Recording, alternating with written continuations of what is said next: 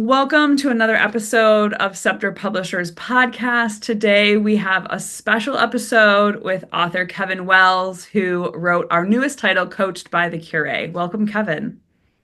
Katie, it's great to be with you. Yes. So tell us, why don't you just start from the beginning and tell us a little bit what inspired you to write this book? What is your interest specifically in the Curé of Ars? And we can go from there. Well, the background briefly is Meredith Koopman reached out to me a number of years ago and asked if I would be interested in writing Coached by the Curé. No, I'm sorry, interested in writing just a book in the Coached by series. Okay. And I guess at the time, I think I was writing another book, and then another book came along, and I'm a big fan of Catholic priests. I grew up in the shadow of a paragon in Washington, D.C., Monsignor Thomas Wells, my dad's brother. And if you line up 100 priests in a row in Washington, D.C. today and say, tell us about Monsignor Wells, they'd say the guy's a legend. And I'm not saying this coming I'm his nephew, but he just shipped men into the priesthood. He Wow. shipped men into seminaries. He came out of the birth canal explosively joy filled, and he filled that with his love for the Eucharist and Mary. So he was an explosive priest, and Mhm. he's just well known here. And he was murdered in his rectory in the year 2000. Oh. Yeah, it's a quite a story. We won't get into it on this podcast, but I was actually with him a few nights before his murder, and after his death, I began to, as an old journalist, I used to be a Major League Baseball writer. I used to earn my living professionally as a journalist. I began to sense that there was great trouble in the church, and this was even before even before the 2002 Boston scandals, and then that popped, and then there was never really any true penitential sackcloth and ashes moment from bishops and priests to admit they just kept it seemed more vocabulary and words and committees rather than shame on us. Mm. And it just this sensus fide in me kept bubbling up. I'm like, what's going on? I never understood our church to be this darkened by sin. And then right around 2009, I had invasive brain surgery. I had a failed brain surgery. I had an aneurysm, and when I survived, and I shouldn't have, but I did because I had failed brain surgery. But when I came out, that's when I came out changed, and there was more of a pull to you should begin to really obliging this thing that's been churning and burning in your soul, and look at the church more deeply. And so I began to write articles and books about the priesthood. And Katie, and I'm too far afield, I'm too long-winded here, but I'll say this. So I finished a book this past fall called The Hermit, and through Ignatius Press, and it got out there pretty good. I think it's still selling pretty good, but I thought, like, well, your last four books all centered around holy priests, a saint, Monsignor Wells, a hermit. You wrote about some of the greatest titans in the history of the church that were priests: Colby, Bosco, Damien the Leper, Mhm. etc. And you know what, Kevin? Leave them alone. Walk away from the ministerial priesthood. And I thought in my crazy Irish imagination, you know what I'm going to do? I'm not only going to leave them alone, I'm going to pull the patron saint of all parish priests from the grave, Mhm. and I'm going to bring him to life in 2025. And I'm going to have him look across the landscape of the West, and I'm going to allow him to address it. And then after a while, after I pulled him out of the grave and began to pray on John Vianney, and I began to read his biographies, I said, no, he Yeah. wouldn't address priests and bishops because he would be canceled.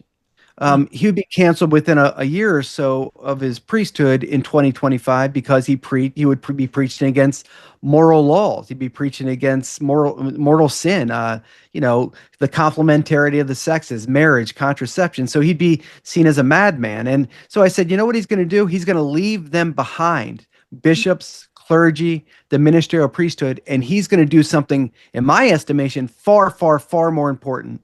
And he's going to address parents, moms and dads, travailed that they've lost their children to the world. They've left the faith. So John Vianney in my book, Coached by the Curé, speaks specifically to moms and dads and Hmm. coaches them up into ways into protecting their children in this moral winter time and even bringing back their children who have left the faith. So he kind of becomes the coach to moms and dads to sort of settle their unsettled nerves. Sure, absolutely.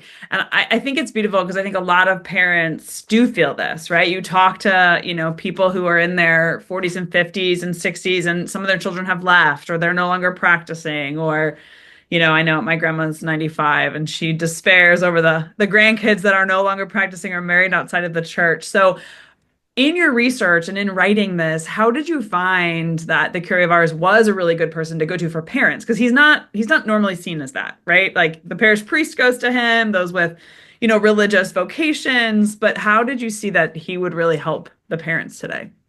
Ah, great question, Katie. So what happens is in my book is there's this crazy conversation that takes place in heaven in chapter 1 where John Vianney's muse, Philomena, the martyr Philomena, gathers some of the greatest priest saints in history, and they have a very frank conversation. And at the end of it, their conversation is about the major issues in the ministerial priesthood. I won't go into them now, but they're very frank. They're very open, and God is standing nearby, wordless. He's not stopping the conversation. He's just kind of like listening, say, continue. Mm-hmm. So at the end of the conversation, Philomena tells John Vianney, "Your name has changed. You are no longer the patron saint of the parish priests because you'd be canceled. You are now the patron saint of the domestic home. You must teach moms and dads how to be priests in their homes." So you're right, Katie. Um, he wasn't always seen as somebody who was, let's say, paternal or a dad-like figure, Mm-hmm. but the root of it is, my goodness, he was, because all he cared about was the state of his flock's souls in Ars, France, and so that's why he actually has sort of opened the front door of homes throughout the West to say, "Can I come in because I want to sort of warm your troubled hearts, warm your agonized minds about your children, and bring peace to it." So he comes in as a very paternal figure in this book. Mm-hmm. I've only read the first chapter, so I can't wait to read the rest of it to see how all of this plays out. I know in the book you really emphasize humility as kind of foundational to Vianney's sanctity and all of that. Tell us a little bit more about that and how that also applies to parenting and that today.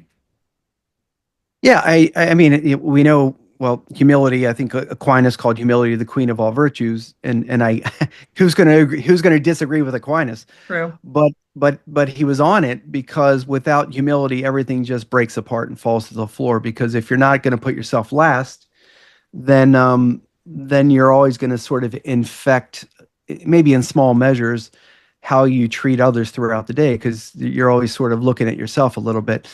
So John Vianney, who was radically humble, and hopefully your listener will purchase the book to see the different stories of how he manifested it. But Hmm. I think it's so important for parents, for me as a parent, Hmm. to always, as long as my children are in the home and my wife Chris is in the home, to always do my best to put myself last. So it's God, Krista, children, and I'm way there at the bottom of the totem pole. I'm the foundation below you can't even see me.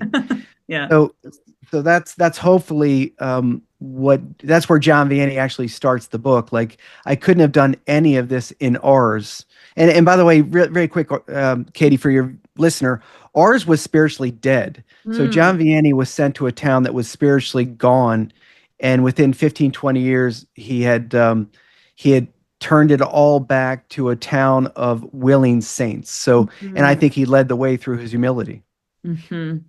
I I think that example is so helpful, especially to parents, right? Because you look at your family and you might be like, oh, they're so far. And here's, the curé who shows up and ours is nothing, right? There's little faith. And then in 15 years with his prayer, with his humility, with his sacrifice, with his work, he turns it around, right? And so I can imagine that would be a good example for parents as well who are looking at their kids and maybe losing hope a little bit, right? They've been praying for a while. They're like St. Monica, and they're like, but I'm not seeing a St. Augustine coming out of this. So, that might be really encouraging for them.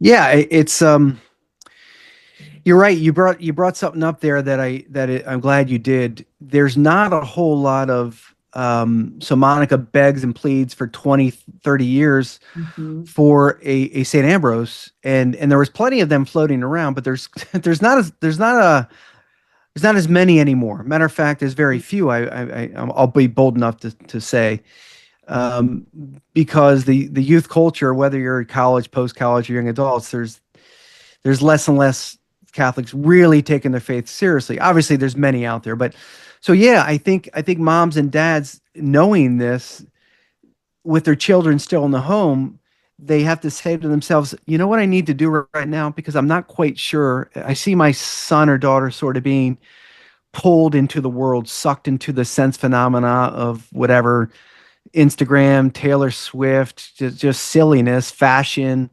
YouTube videos, being an influencer. I think mom and dad would want to say to themselves, I think, at least I say it to myself, Kevin, you must die. Like you Mm. must die to everything. So your kids might have a heartbeat's chance to see sort of in an intangible way that you're dying to themselves, dying to yourself, so you can love them more and give more of yourself. So that's sort of the root of humility is just forget about yourself and do what Mhm. you can to protect those around you, especially your children. Right. Which is so countercultural to what we hear today. Treat yourself, put yourself first, right? Self-care is so important. And not that self-care isn't, you got to take care of yourself, right? To be able to serve others, but this constant messaging of treat yourself, have another Starbucks, you've had a bad day, have another Starbucks, you've had a good day, right? Whatever is kind of countercultural to say, no, actually, put yourself last, put your kids, put your wife, put God first. Yeah, and work that way. Yeah, just one line on that I want to throw on that is modern society sees suffering as purposeless. It has no meaning whatsoever. But over and over and over in scripture, you hear from Paul, Peter, you hear it, you see it live in concert with Jesus bleeding out on the cross. Mhm. Suffering has enormous consequence and is redemptive suffering that the parents would be willing to take on that can really save the soul of their children. Hmm. Yeah, and I mean, this we're recording this episode just before Holy Week. It will air just after Holy Week, but the perfect example of what we experience and go through during Holy Week, that we accompany our Lord along that passion, and that's what brought us redemption. That's what got us, yeah, heaven. Beautiful. In chapter 3, you talk about kind of the challenge of staying faithful amid kind of spiritual confusion. What kind of practical advice do you give maybe in that chapter or just in general from you having written this, would you give to parents who are kind of feeling this spiritual confusion, or maybe their kids are, or that kind of spiritual fog that they go through? Well, it's everywhere, Mhm. and I'll just say it. I've believed strongly, and as the days go by, I believe it even more strongly. Is that after COVID 2020 finally left us, one thing never did, and that was the choruses of demons. I think if in a supernatural way, if we could actually see the spiritual world, like spiritual warfare, and we look to the blue skies above right now, and we could see it, we would see black flapping wings everywhere. And I don't know if it's because of the moratorium on the masses or the sacraments that the church imposed, which I found stunning. I was firmly against that, but at that time it was almost like Satan whistling to his demons, saying, "Hey, man, they're not even trying anymore. Mhm. Go in."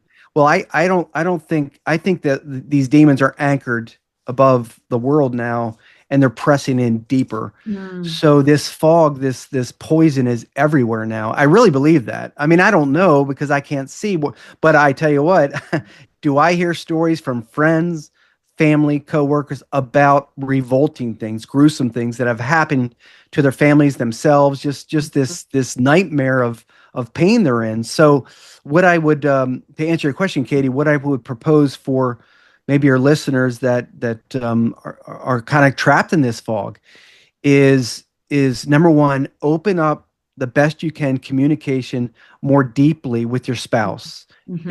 if you're married, and say, honey, I'm feeling this. I need your help. And maybe your spouse say, well, I didn't really know this. Oh yeah, it's burying me alive. Like, I don't know what to do with this. Honey, I need your help.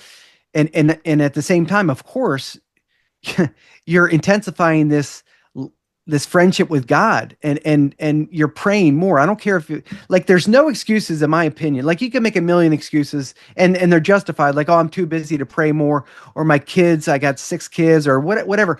Like, we always have tasks, but there is not a single excuse that any of us have, including me, the guy, the big mouth speaking right now, that can't get up a half hour to an hour earlier every day to fall into deeper measures of prayer. Mm-hmm. And for me, it's been contemplative prayer. I think I've really sort of increased more of that in my life since COVID. So Mm-hmm. I would intensify prayer life, because it is, God says this over, or Jesus says this over and over again. If you come to me, I will come to you. My Father will not deny you. My Father will come to you. It's been through contemplative prayer the past 5, 6 years where I've gotten an answer every now and then. Maybe it's just a word that truly, in a Mm-hmm. practical way, has helped me through this fog. Sure, absolutely. I think, your point about COVID and what that did, I think is really interesting. I think there was an episode of The Exorcist Files where they were saying that it's harder to do exorcisms now. Like, it takes more to get, because, and their theory is kind of the same. We were removed from the sacraments for so long, and people became very lukewarm, and now the demons are just more solidly in place than they were before. And so, yeah, it's definitely interesting to look at. So for our listeners who are listening to this and hearing this and thinking like, okay, I do need to take steps for myself to grow in holiness. I mean, you mentioned waking up 30 minutes earlier to do prayer. What could other kind of first steps be for them? Maybe like just like the Curé of ours did, or using him as an example, or things from the book that you suggest for them. Well, just to answer your first question, the first thing I would do is begin every day to incorporate some spiritual reading into your life. There's something about reading about the lives of the saints, or just what modern day theologians or writers, Catholic writers, that really warms our soul. And Mhm. we often get some insights that we hadn't previously considered. Sure. And I'll double down on that by saying that when John Vianney actually made it to ours in 1818, he was sent there, by the way, Katie, because he was considered back then a strange, an odd bird, a strange Mm. guy, a guy who failed out of seminary 3 times. And the bishop said, well, what's the least damage that can happen in this, backwater Yep. ours? So let's send Vianney there because he's the odd bird. And Mm. so he went there and he saw just a devastated land of farmers who weren't going to church. And he Mhm. said, well, what do I do? So he began to read nightly the lives of the saints. And there wasn't a day in his life where he didn't stop refreshing himself nightly by reading Hmm. the lives of the saints. So that's what I would encourage. I could throw out 20 things right Sure. now, but Of course. I'll just stick with to the listener, just begin to really get into some good Catholic books. And we didn't even prompt him to say that from Scepter. But we agree, spiritual reading, right? Yeah. Definitely important. So for St. John Vianney, also, he had a great love for the Eucharist and he heard a lot of confessions, right? That's one of the things that he is most known for. So can you tell us a little bit about what you learned about him along the lines of those two sacraments, and then, how they could also help our listeners? Well, yes, you hit on sort of the heartbeat, the two heartbeats of his life. Well, he had a few more, Sure. but those two were big. Uh, Again, when he landed in ours, he understood, man, I got a lot of work to do. These people can't stand me. Some of the previous priests in ours were not so good. We'll just leave it at that. I kind Hmm. of get into it in the book, but he had a lot of work to do. So what he began to do was spend hour after hour after hour in front of the monstrance at this little poor, meager, beat up church called St. Sixtus that nobody was visiting. But he knew once he exposed Jesus Christ in the monstrance, and that sort of became like his hermit. Like the first pew of St. Sixtus was like his hermit cell. That's Mm-hmm. where he just lived Hmm. and beg God, beg Jesus, in the flesh, hey, I need your help here. I'm struggling. And as time went by, some folks began to come to mass, and he began to hear their sins. And after a few years, he began to read their souls. And he became famous, really throughout France and even Europe as the years went by, for being a connoisseur of souls. And they actually, I think your listener will find this fascinating. They actually built a new train line, from Lyon, France, just so people can board the train and take this walking pilgrimage to Ars, to Wow. lay their eyes on this uncommon priest who they were told could read their souls. So after 20, 25 years, he was hearing confessions daily from 12 to 14 hours. Wow. So he understood that it was in confession that he could pluck out the little monsters, the little mortal sin monsters, and speak truth to what he saw was corrupt in their soul, and say, "Hey, if this goes on anymore, you're probably not going to make it to our Lord." So we gotta. So that's why Satan despised him, is Hmm. because he was stealing so many of the souls from hell. Absolutely.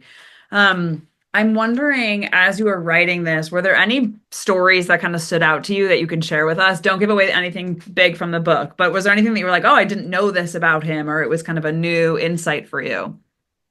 I could, Katie, 1,000 stories, Okay, of but course. yeah, but yeah, A I guess. favorite for you. So a couple, just two that come to mind. The one that I absolutely love, and it turns back to humility, is when John Vianney came to ours. He was preaching prophetically very strongly about the sin that had built up. So there was like a cabaret, there was three bars. Let's just say there were some premarital things going on with the young set. So John Vianney spoke about eternal damnation, etc. So he was pretty much hated by ours, who had never heard a priest preach this way. So a bunch of townsfolk gathered up some nearby priests, and they wrote a petition, and they were going to send it to the bishop, saying, "Please remove this wild-eyed priest who's a little insane from ours, because he's a nut. He's a nutter." So one of John Vianney's few friends um, caught hold of this petition that was going to be sent to the bishop, and he presented it to John Vianney one day, and John Vianney read this petition that was seeking to get rid of him. And he read it with sort of swollen eyes, with watery eyes. And Mhm. when he finished with it, he signed his name. Oh, wow. Go ahead, get rid of this nutter sign. Wow. Yeah, I Yeah. mean, that's just it's Humility. just it's breathtaking. There's no. So his friend read it and just started to weep and said, and really that was the thing that he showed the folks and the priests who signed the petition, that say, this man is uncommon. There is holiness in him. He's not just a renegade. So that's one. The other, and maybe we can get into it, is Sure. he was he was nightly attacked by Hmm. Satan. Wow. Nightly attacked. Satan burned his bed, would yank him from his bed, constantly mocked. It sounded like there was teams of horses that galloped up his stairs, sledgehammers. I mean, I could go on about the Yeah. things that, but the thing that I love for your listener to hear, and maybe a few will be familiar, toward the end of his life, after all these nightly assaults and hauntings, Satan finally said, "You got the best of me." He said this through a possessed girl. He said, "Vianney, if there was two or three more like you, my kingdom would be empty." Wow. Yeah. So and that's, but that's the whole thing. That's kind of why I've written the book. And I don't really want to get into that unless you want to, but that's the whole crux of the matter, Hmm. is we're suffering right now. I don't cast judgment on anyone, because I Sure. go to hell if I judge anyone, but we're suffering right now with what I believe to be a re-engineered ministerial priesthood that has sort of made things more comfortable, let's say. But Mm. also, it's in the homes. It's in Yeah. American homes. It's in the homes of the West. So until this comfort goes, like John Vianney never lived an hour in his life in comfort, and look what Sure. he did. He Hmm. saved, they say he saved 85,000 souls, but the guess is it was far, far higher a number. Well, and So 85,000 at the time, but then, his legacy lives on, the amount of people who read his story and then have a conversion. I mean, countless, right? So yeah, that's fascinating. I'm curious, so I have a brother who's being ordained a priest in August. Thank congratulations. you. We're very excited. So what do you think is the most key lesson from the Curé of Ars for people who are going to be ordained or people who are currently priests? I know that's not necessarily always our audience, but they probably have sons and daughters, or yeah, sons that'll be ordained, daughters who might be entering religious life. If your brother asked that question and he was right now on this podcast, here's Yep. how I would answer him. What's his Great. name? His name is Joe. Okay, the future Father Joe. Mhm. So future Father Joe, you know that there are snakes coiled everywhere in the West. They're in every corner. They're called modern heresies. Mhm. So the way to address this implosion in this moral winter time of anything goes is you must be like John Vianney in this one fashion, this one characteristic. You must possess self emptying love. You Mhm. must become like Jesus Christ, the starved man on the cross who poured himself out with no consolations. Mhm. Every blood was poured out because of love. He loved souls, so he died. So, future Father Joe, Mhm. John Vianney understood this. So, every day he died to himself. He stuck his nose in front of the monstrance. He went to the box for 12 hours. He mortified his flesh through, remarkable ways, penances, mortifications. He took on the spirit of ascetical life. So, what does that mean? He wanted to save souls, so he emptied himself out. He just loved and loved and loved until one day he just passed away and died. Mhm. That's beautiful. Um, on that note, any last any last words of wisdom you want to give our listeners? Yeah, buy 10,000 coached by the curates within Okay. the first month, and then buy 10,000 more later. No, I do think so, Katie. I do want to say this, Yeah. and I do strongly believe it. Until moms and dads listen to John Vianney, I don't care if they read the book or not. I'm just going to say it. Until they begin to understand the burden of their identity. Hmm. They are priests. I don't care if they blow it off or not. They are priests in the home. And until they understand what that demands, Hmm. and that demands a death to self, because they are the custodians of the souls of the children in their house. They can say, "Oh well, we send Mary and Johnny to CCD, and we send them to mass on Sunday, and they go to Catholic school." Well, you know what? That doesn't work anymore. Matter of fact, that's dead and gone. The CCD program in America is an abject, I'm going to say it, failure. It's been a failure for it's like a carpool line where parents drop off their kids for first communion and they don't go back until confirmation. And the parents don't go to mass. It's an abject failure. So what's going to heal the church? What's going to heal Johnny and Amy?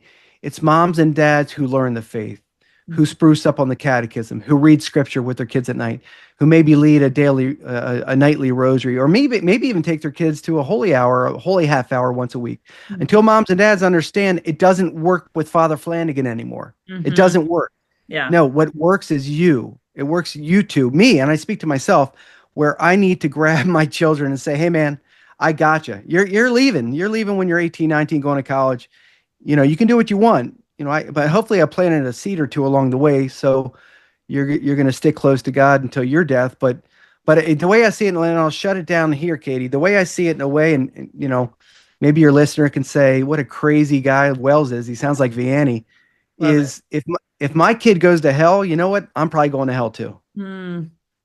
And if I don't have a plan to get my kid to heaven, probably not going to get there. Mm. That's a lot to ponder for everyone. So this is great, Kevin. I really appreciate this conversation. Hopefully people pick up your book and read it. It's coached by the Curé. It's available now from Scepter Publishers. Where can they find you online or any place else? Well, I'd go to kevinwells.org to find out more of my writings and works and books and talks and all that kind of razzmatazz. And my books are actually, yeah, just go to kevinwells.org and you'll find all the stuff you want and that you don't want. Okay, perfect. Kevin, thank you so much for this conversation. Thanks, Katie. It was great.